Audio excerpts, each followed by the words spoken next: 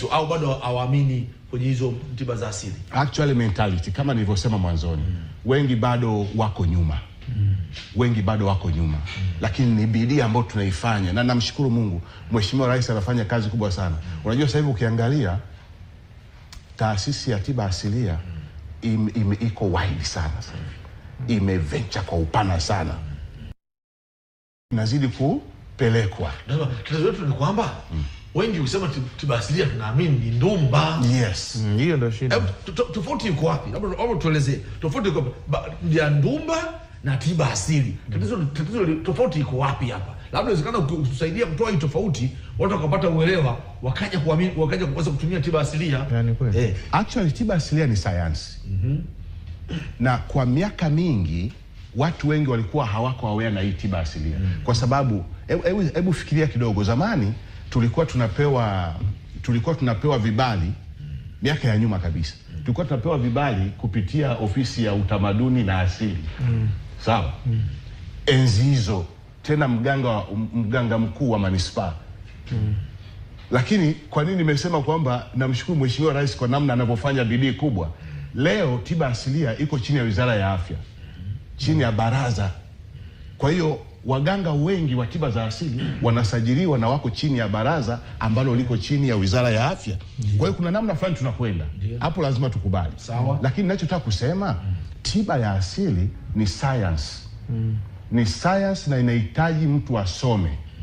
Kwa sababu how can you treat someone bila kujua mwili wake ukoje? Alafu ni mmea gani? Ni mmea gani?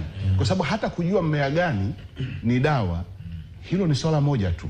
Lakini kujua huyu mtu nempa huu mmea huo unamfaa kwa condition za kiafya alizonazo. Hapo umenielewa sasa? That's why we say traditional medicine, it is a science. Ni science kabisa. Na wenzetu wanasoma mpaka kwa upana kabisa wa level kubwa. Na ukiangalia kama taifa letu litaamua kuwekeza sana kwenye hii kitu, itakuwa na industry kubwa sana. Itaingiza mabilioni ya hela. Hiyo elimu mnaotoa mmeitoa kwa wanamichezo, kwa mfano mmekutana na watu kama wa TFF mkawaeleza, sio vilabu vya ligi kuu, akina Simba, akina Yanga, Azam, JKT, mshakutana nao mkawaeleza, mkawapa elimu kwamba imani wachezaji wenu wanaweza kutibiwa huku, mmekutana nao kwa hiyo elimu. Tumeanza jitihada katika sehemu za chini.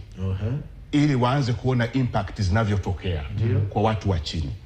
Lakini kidogo kidogo tunakwenda. Umenielewa? Huwezi kuanzia kule juu moja kwa moja, wengine hawakuelewi. Lakini kuna wataalamu baadhi wanaoelewa impact ya tiba za asili kwa wanamichezo. Mfano, chukulia mfano kama ndugu yetu alivyobuya vitumbua juzi, masumbwi yale. Sio, umenielewa naposema? Si alikuwa masumbwi yale. Akatoka ameumuka. Sasa kwenye tiba za asili kuna namna ya kufanya, na ikaenda chap kwa haraka, yale majeraha yake yakaisha kwa haraka sana. Unaona?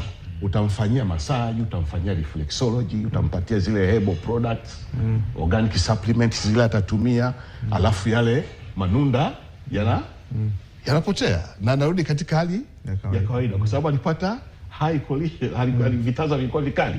Unanielewa? Sasa vile vile katika kada hii ya tiba za asili ndivyo ilivyo, ni sayansi kabisa. Na mimi nataka umma wa Tanzania wajue, tiba za asili sio kwamba ni yale sio ndumba. Tiba za asili ni sayansi kabisa. Sasa the word ndumba inakuja kwa sababu ni beliefs zile. Even Chinese wana beliefs zao, Europeans wana beliefs zao. Hata hapa Afrika tuna beliefs zetu. Ndio? Tuna imani zetu. Hatuwezi tukazidharau kwa sababu